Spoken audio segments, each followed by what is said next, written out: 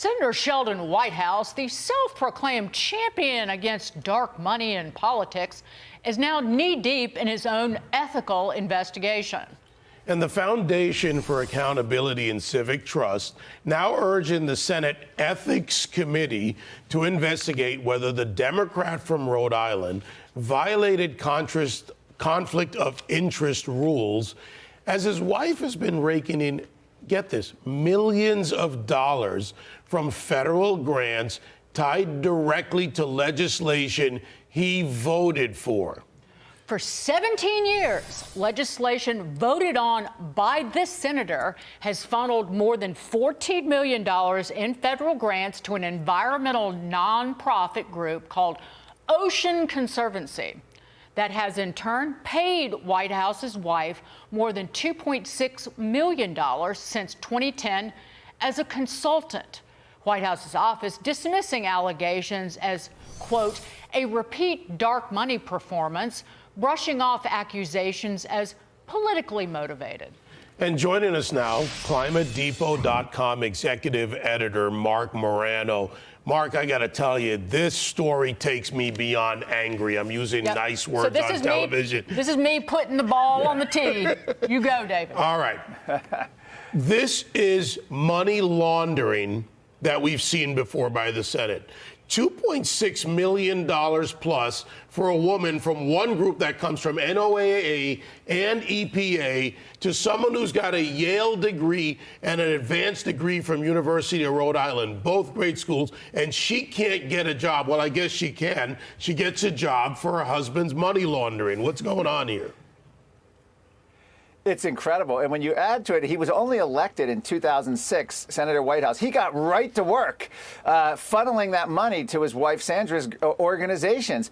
It's incredible. This is a guy who's made climate his #1 issue, and he's made so-called ethics one of his big issues. One of the things he wanted to do was imply RICO statutes to climate scientists and climate skeptics and prosecute them as organized crime. So this is a guy who's always been spouting off at the mouth, a senator all about the ethics and what's moral, and at the same time he's funneling this money. Now, this has been going on, as you mentioned, for over 15 years, and now we have the goods on him, and he's claiming there's nothing to see here. His wife's salary literally is directly tied to multiple votes he's voted on in bills to fund the organizations which she either was a staff member of or now a consultant with. So this is just glaring. This on light, of course, with all the DOGE revelations, with all the EPA revelations. Senator Whitehouse has to pay the piper. He's been involved in other stuff, too, you know, whites-only club allegations. He's got a lot of issues, and he just seems to skate by the media and even Senate ethics. We'll see if they can actually bring him under the reins here and start scrutinizing his behavior. Maybe I should apply to the club. You think they'll let me in? I dare you. Well, I dare you, give me the number. David. I'll send it. I'll do it. Did you have something you wanted to add? What's interesting is yeah, go ahead.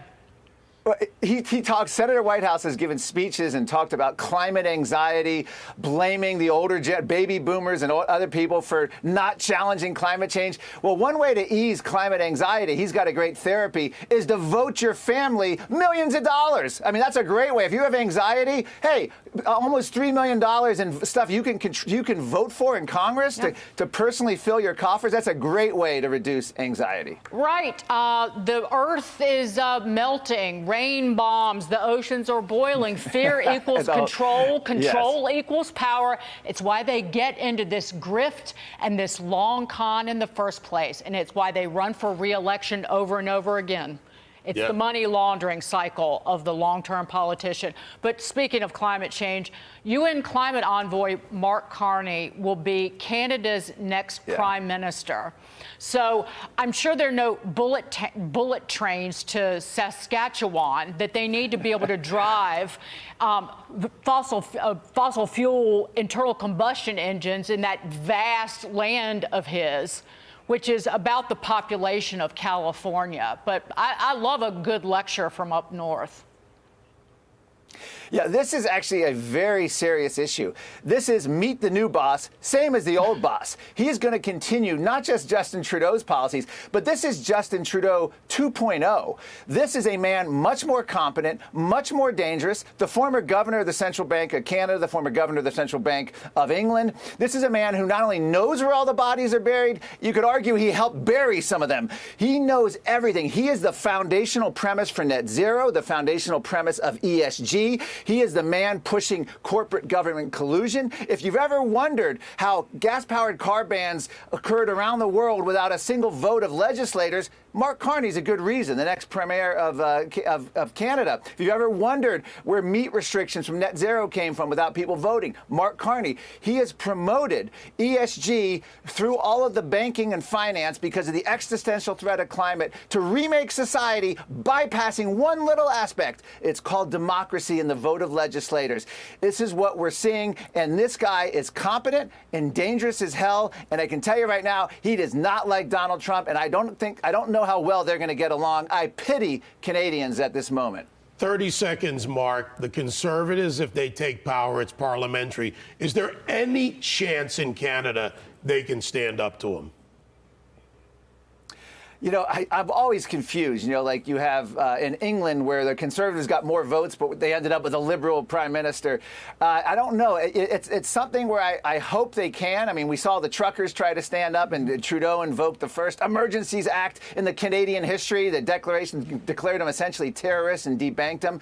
Expect more of that. Maybe Mark Carney will overreach so much that this will lead to a MAGA movement in Canada. That's the only thing we can hope for. But it looks like dark days ahead for Canada. Yeah. Thank you so much, Marc Morano. Mark. And you can shove your car ban, your internal combustion engine car ban up your tailpipe, Carney.